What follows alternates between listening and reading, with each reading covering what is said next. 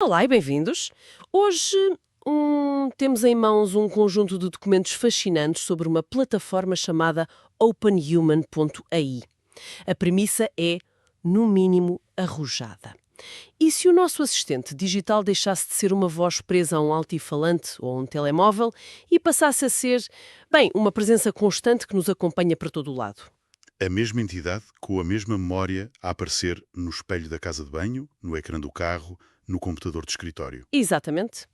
O que vemos nestes documentos, que são uma mistura de visão de produto com pormenores técnicos bastante densos, é a imagem de uma espécie de App Store para humanos digitais. Uma App Store. Sim, a ideia central é que as peças do puzzle, pronto, já existem, mas de forma isolada. Temos cérebros de IA, como o GPT, vozes sintéticas ultra-realistas e avatares digitais, que são quase indistinguíveis de uma pessoa real, mas falta a cola. A infraestrutura que une tudo isto de uma forma que pareça natural e, acima de tudo, contínua.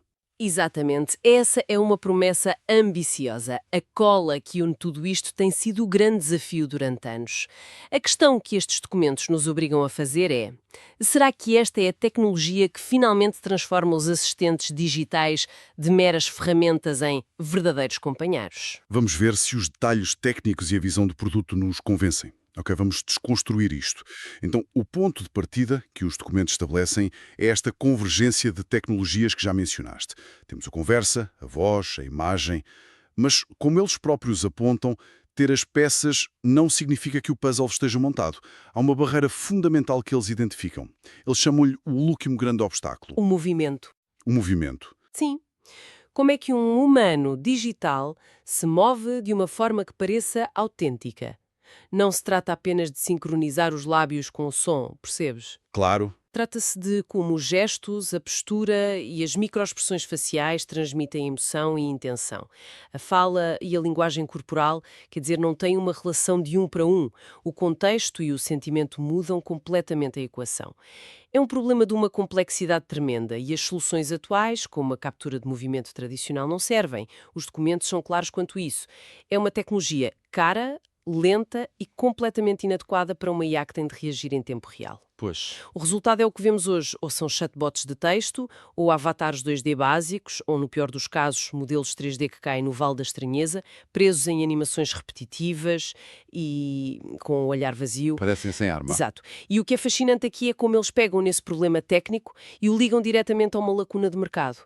Argumentam que por não haver uma solução para este problema do movimento, também não existe uma plataforma centralizada. Faz sentido. Temos lojas para aplicações móveis, para jogos, para tudo e mais alguma coisa. Mas não há um mercado unificado para humanos digitais interativos. Certo. Então, os criadores não têm um sítio óbvio para vender as suas criações. Pô, e os utilizadores não têm como obter uma experiência coesa e contínua entre os seus vários dispositivos. Ok, então o problema está bem definido. Para resolver isto, a OpenHuman.ai propõe um ecossistema com 3 pilares: o criador, a plataforma e o utilizador. Vamos começar pelo criador. Quem é esta figura e o que é que se espera dela? Bem, o criador pode ser qualquer pessoa, desde um artista 3D independente a uma grande empresa de IA. A plataforma espera que eles forneçam os 3 componentes essenciais de um humano digital. Primeiro, a personalidade, que é na prática o cérebro, é um endpoint de um modelo de linguagem, como o GPT da OpenAI ou outro semelhante. Espera, endpoint de um modelo de linguagem. O que é que isso significa, em termos práticos? A plataforma não está a correr estes modelos de IA gigantescos internamente, pois não? Exatamente. E esse é um pormenor técnico crucial. Significa que a OpenHuman.ai não está a construir os cérebros, está a criar as ligações para eles. Ah, ok. O criador basicamente diz à plataforma: sempre que o utilizador falar, envia o texto para este endereço na internet e a resposta que receberes é a personalidade do meu humano digital. Entendido? E isso é fundamental para a escalabilidade, suponho. Sem dúvida, embora, como um dos documentos técnicos aponta, também cria dependências de serviços externos. Mas pronto. Certo. Portanto, o criador traz a personalidade. Quais são os outros 2 componentes? O segundo é a aparência, que é o modelo 3D, o rosto, o corpo, as texturas. Uhum. E a terceiro é o comportamento, que são as regras que definem como o humano digital reage a certas emoções ou situações. Por exemplo, se a análise de sentimento detectar alegria na voz do utilizador, ativa a animação de sorriso. O criador define estes 3 pilares. E a plataforma parece dar-lhes bastante ajuda.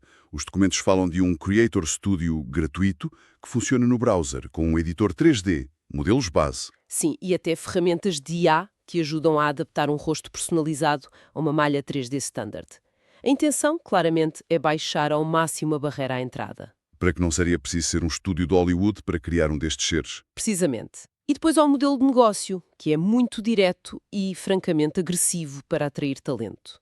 É uma divisão de receitas de 70-30. 70% para o criador, 70% para o criador de todas as vendas, quer sejam compras únicas ou subscrições mensais. Eles usam uma frase que resume bem a filosofia. Os criadores não vendem ficheiros, vendem uma experiência. Esse modelo de 70-30 é muito semelhante ao da App Store da Apple, que, bem, revolucionou o software móvel. Os documentos fazem essa comparação diretamente. Sim, eles não evitam a comparação, pelo contrário, abraçam-na. A ideia é posicionar-se exatamente como a App Store foi para os telemóveis, mas para esta nova era de interação. E quanto à qualidade? Mencionam algum mecanismo para evitar a saturação do mercado ou garantir um mínimo de qualidade?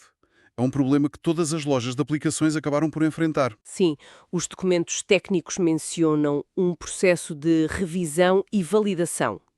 Antes de ser publicado, cada humano digital tem de passar por testes que garantam que o modelo 3D está otimizado, que o endpoint do LLM responde dentro de limites de tempo aceitáveis e, pronto, que os comportamentos definidos não são problemáticos. Uma espécie de curadoria. Isso, um sistema de curadoria para evitar uma inundação de criações de baixa qualidade. Ok, então o lado do criador parece bem pensado, com um modelo de negócio claro.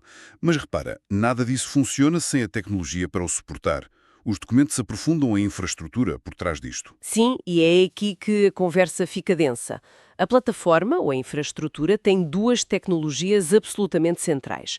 A primeira é a resposta direta ao problema do movimento sem alma que falamos. Certo? Eles chamam-lhe o motor de síntese de movimento por IA. Motor de síntese de movimento por IA. O que é que isso faz exatamente? É um sistema que, em tempo real, analisa a resposta de texto vinda do LLM, o áudio gerado pelo sistema de conversão de texto em voz e a emoção inferida de ambos. Ok, os 3 inputs. Com base nesses 3 inputs, gera a linguagem corporal correspondente, gestos das mãos, inclinação da cabeça, expressões faciais, e falo a 60 frames por segundo, com uma latência, segundo eles, inferior a 50 milissegundos. 50 milissegundos. É isto que permite que o humano digital não se limite a debetar texto, mas que viva a conversa. Isso é incrivelmente rápido. Os documentos explicam que tipo de hardware ou processamento é necessário para conseguir isto em, por exemplo, um espelho inteligente ou um quiosque de supermercado. Isso parece um grande desafio de engenharia. Essa é uma excelente pergunta. A resposta está na arquitetura. Este motor de síntese não corre no dispositivo final, seja ele um espelho ou um telemóvel. Corre na nuvem, nos servidores da OpenHuman. Ah, claro. O que o dispositivo recebe é um fluxo de dados de animação já processado, no formato BVH. É uma solução inteligente, porque centraliza o processamento pesado e envia um resultado leve para qualquer dispositivo. O desafio, claro, é garantir que a ligação à internet seja estável. Pois, esse é o senão. Faz sentido. Então essa é a primeira tecnologia-chave. E a segunda? A segunda é que todos os documentos, sem exceção, destacam como a funcionalidade mais disruptiva o sistema de sincronização de contexto. Certo. É esta tecnologia que permite cumprir a promessa de um assistente em todo o lado. Sincronizar o contexto parece complexo. O que é que está a ser sincronizado exatamente? Essencialmente a memória, mas é uma memória multifacetada. Inclui o histórico da conversa, claro, mas também as preferências que o assistente aprendeu sobre o utilizador ao longo do tempo, o contexto da localização, se está em casa, no trabalho, no carro, e até o estado emocional inferido do utilizador. Toda esta informação é sincronizada em menos de 100 milissegundos entre todos os dispositivos onde o utilizador tem a sessão iniciada. Uau! Portanto, eu posso estar a falar com o meu assistente no telemóvel sobre uma lista de compras, entro no carro e ele aparece no ecrã e diz: continuando a nossa conversa sobre as compras, falta adicionar leite. Sem perder o fio à meada. Exatamente isso. O assistente é uma única entidade persistente, não um programa diferente que corre em cada dispositivo. E como é que eles fazem isso? Eles usam bases de dados distribuídas globalmente, como o Cassandra ou o MongoDB, que são projetadas para este tipo de sincronização de baixa latência em grande escala. O contexto em si tem uma estrutura definida. Um perfil do utilizador, a memória da conversa, o ambiente atual. Pronto, é esta estrutura de dados que viaja entre dispositivos. Isto muda tudo. Passamos de interações isoladas para uma conversa contínua. Vamos tornar isto mais concreto. Os documentos dão um exemplo prático, não dão? Como seria um dia na vida de alguém com um destes humanos digitais. Sim. Eles apresentam um cenário detalhado, seguindo um utilizador ao longo de um dia com a sua humana digital chamada Amy. Amy, ok. A história começa às 7 da manhã. O utilizador acorda e a Amy aparece no espelho inteligente da casa de banho. No espelho, logo aí, cumprimenta-o pelo nome e, quando ele pergunta o que deve comer, ela sugere iogurte com fruta, baseando-se no seu histórico de preferências e nos objetivos de saúde que discutiram na semana anterior. Portanto, já desde o início, não é uma interação reativa. Ela está a usar a memória de longo prazo para dar uma sugestão personalizada. Exato. Logo a seguir, no computador portátil, enquanto o utilizador toma o pequeno almoço, a Amy aparece num widget no canto do ecrã para lembrar da sua reunião importante às 9. E a transição é imediata. Imediata. Depois, às 8, durante o percurso para o trabalho, ela surge no ecrã do sistema Android automativo do carro. E a conversa continua. Sim. Ela dá alertas de trânsito em tempo real e depois diz algo como: a propósito, de manhã começamos uma lista de compras, já temos ovos e pão. Quer adicionar mais alguma coisa? É o sistema de sincronização em ação, a criar uma ponte perfeita entre a casa e o carro. Pois é. Ver isso na prática torna o conceito muito mais claro. E no escritório? No escritório, no computador, ela apresenta as 3 tarefas mais importantes do dia. Ao meio-dia, o lembrete para ir almoçar aparece no telemóvel. E aqui há um detalhe que eu achei particularmente interessante. Diz. Durante a pausa para o almoço, o utilizador está numa paragem de autocarro e a Amy, usando a localização do telemóvel, envia uma notificação. Sei que gosta de comida vietnamita, há um restaurante de pho com boa classificação a 200 metros daqui. Isto é impressionante. É a mudança de um assistente que responde a perguntas para um assistente proativo. Está a ligar a localização, a hora do dia e as preferências para fazer uma sugestão útil, sem que lhe seja pedido. É precisamente essa a mudança de paradigma que os documentos tentam sublinhar. A história continua à noite. No supermercado, o utilizador aproxima o telemóvel de um quiosque com um código QR. Faz login. E a Amy aparece no ecrã do quiosque. Exatamente, com a lista de compras. À medida que o utilizador vai comprando, pode marcar os itens. A parte do quiosque no supermercado é fascinante. A ideia de que o nosso assistente pessoal pode aparecer em qualquer ecrã público com um simples QR Code abre um mundo de possibilidades. E talvez algumas preocupações com a privacidade. Os documentos abordam isso. Sim, abordam. Eles mencionam explicitamente modos de privacidade com reconhecimento de localização. A ideia é que a Amy, ao perceber que está a correr num dispositivo público, como um quiosque, limita a informação que partilha. Certo. Não iria, por exemplo, mencionar um lembrete de uma consulta médica sensível. A interação torna-se mais transacional e menos pessoal. Isso é um pormenor importante. E como termina o dia? O dia termina em casa, na Smart TV, a Amy dá as boas-vindas ao utilizador e sugere filmes baseados no seu histórico.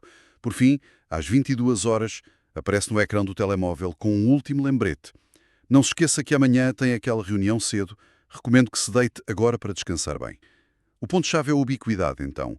A mesma Amy em mais de 7 dispositivos diferentes, numa conversa que nunca é reiniciada. É isso. É uma visão incrivelmente ambiciosa que vai muito além de um simples chatbot. Olhando para o futuro, onde é que os criadores da plataforma veem isto a chegar a longo prazo? Qual é a visão macro? A visão é transformadora e eles não têm receio de o dizer. Uma das fontes afirma, e eu cito, nos próximos 10 anos as pessoas não vão interagir com aplicações, vão interagir com seres. Seres é uma palavra forte. É. Eles acreditam que o paradigma do ícone no ecrã está a chegar ao fim e que vamos passar a ter relações contínuas com entidades de IA. Portanto, o objetivo da OpenHuman.ai é tornar-se o sistema operativo para estes seres digitais, o mercado onde eles são criados e distribuídos. Exatamente, eles querem ser a infraestrutura fundamental para esta nova economia. Numa passagem dizem que não estão a construir mais um chatbot, estão a construir a primeira plataforma que transforma os humanos digitais de uma curiosidade técnica numa economia aberta, acessível e, acima de tudo, persistente. O foco é permitir que os humanos construam relações com a IA. Sejam elas de trabalho, de amizade, de assistência, sim.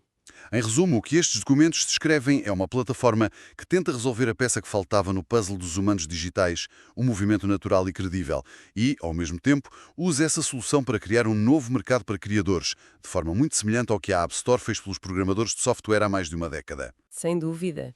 E embora o realismo visual e a fluidez do movimento sejam os aspectos que mais saltam à vista, o verdadeiro fator de mudança aqui, na minha opinião, é a persistência e a ubiquidade. O sistema de sincronização de contexto. É isso, é esse sistema que eleva um humano digital de uma ferramenta num dispositivo para um companheiro constante na vida de uma pessoa. A tecnologia de movimento resolve a estética, mas a sincronização resolve a relação. O que nos deixa com uma reflexão final. Os documentos exploram exaustivamente os aspectos técnicos e de negócio, mas abrem a porta para uma questão muito mais profunda. À medida que estes seres digitais se tornam companheiros persistentes que conhecem os nossos hábitos, as nossas preferências e o nosso historial, que aprendem connosco e evoluem ao nosso lado, como é que a própria natureza das relações humanas, tanto com a tecnologia como, talvez, uns com os outros, poderá começar a mudar?